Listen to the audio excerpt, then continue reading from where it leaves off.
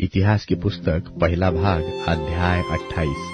इतिहास की पुस्तक पहला भाग अध्याय 28। दाऊद की अंतिम सभा और उसकी मृत्यु। और दाऊद ने इस्राएल के सब हाकिमों को अर्थात गोत्रों के हाकिमों और राजा की सेवा टहल करने वाले दलों के हाकिमों को और सहस्त्रपतियों, शतपतियों और राजा और उसके पुत्रों के पशु आदि सब धन संपत्ति के अधिकारियों को, सरदारों और वीरों और सब शूरवीरों को यरूशलेम में बुलवाया। तब दाऊद राजा खड़ा होकर कहने लगा, हे मेरे भाइयों और हे मेरी प्रजा के लोगों, मेरी सुनो। मेरी मनसा तो थी कि यहोवा की वाचा के संदूक के लिए और हम लोगों के परमेश्वर के चरणों की पीढ़ी के लिए विश्राम का एक भवन बनाऊं, और मैंने उसके बनाने की तैयारी की थी। परंतु परमेश्वर ने मुझसे कहा, तू मेरे नाम का भवन बनाने न पाएगा, क्योंकि तू युद्ध करने वाला है और तूने बहुत लोहू बहाया है। तो भी इस्राएल के परमेश्वर यहोवा ने मेरे पिता के सारे घराने में से मुझी को चुन लिया कि इस्राएल का राजा सदा बना रहूं। अर्थात उसने यहूदा को प्रधान होने के लिए और यहूदा के घराने में से मेरे पिता के घराने को चुन लिया, और मेरे पिता के पुत्रों में से वह मुझी को सारे इस्राएल का राजा बनाने के लिए प्रसन्न हुआ। और मेरे सब पुत्रों में से यहोवा ने तो मुझे बहुत पुत्र दिए हैं। उसने मेरे पुत्र सुलेमान को चुन लिया है कि वह इस्राएल के ऊपर यहोवा के राज्य की गद्दी पर विराजे। और उसने मुझसे कहा कि तेरा पुत्र सुलेमान ही मेरे भवन और आंगनों को बनाएगा, क्योंकि मैंने उसको चुन लिया है कि मेरा पुत्र ठहरे और मैं उसका पिता ठहरूंगा। और यदि वह मेरी आज्ञाओं और नियमों के मानने में आजकल की नाई दृढ़ रहे, तो मैं उसका राज्य सदा स्थिर रखूंगा। इसलिए अब इस्राएल के देखते अर्थात यहोवा की मंडली के देखते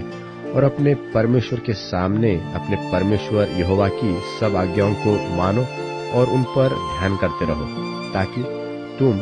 इस अच्छे देश के अधिकारी बने रहो और इसे अपने बाद अपने वंश का सदा का भाग होने के लिए छोड़ जाओ। और हे मेरे पुत्र सुलेमान,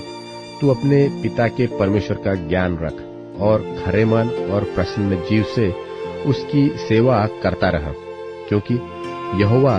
मन को जांचता और विचार में जो कुछ उत्पन्न होता है उसे समझाता है। यदि तू उसकी खोज में रहे तो वह तुझको मिलेगा, परंतु यदि तू उसको त्याग दे तो वह सदा के लिए तुझको छोड़ देगा। अब चौकस रह, यहोवा ने तुझे एक ऐसा भवन बनाने को चुन लिया है जो पवित्र स्थान ठहरेगा।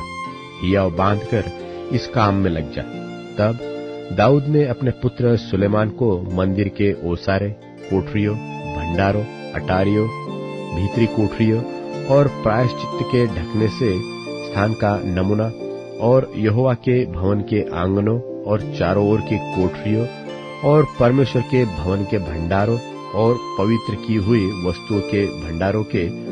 जो नमूने परमेश्वर के आत्मा की प्रेरणा से उसको मिले थे वे सब दे दिए। फिर याजकों और लेवियों के दलों और यहोवा के भवन की सेवा के सब कामों और यहोवा के भवन की सेवा के सब सामान अर्थात सब प्रकार की सेवा के लिए सोने के पात्रों के निमित्त सोना तौलकर और सब प्रकार की सेवा के लिए चांदी के पात्रों के निमित्त चांदी तौलकर और सोने की दीवटों के लिए उनके दीपकों के लिए प्रति एक एक दीवट और उसके दीपकों का सोना तौलकर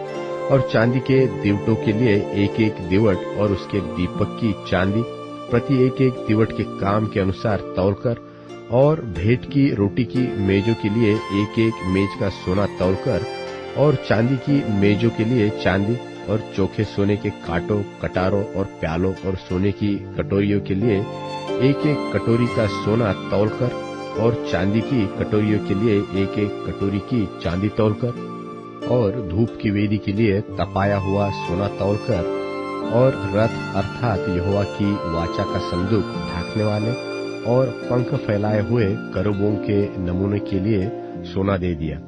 मैंने यहोवा की शक्ति से जो मुझको मिली यह सब कुछ बूझकर लिख दिया है। फिर दाऊद ने अपने पुत्र सुलेमान से कहा, हियाव बांध और दृढ़ होकर इस काम में लग जा, मत डर और तेरा मन कच्चा न हो, क्योंकि यहोवा परमेश्वर जो मेरा परमेश्वर है वह तेरे संग है। और जब तक यहोवा के भवन में जितना काम करना हो वह न तो चूके, तब तक वह न तो तुझे धोखा देगा और न तुझे त्यागेगा। और देख,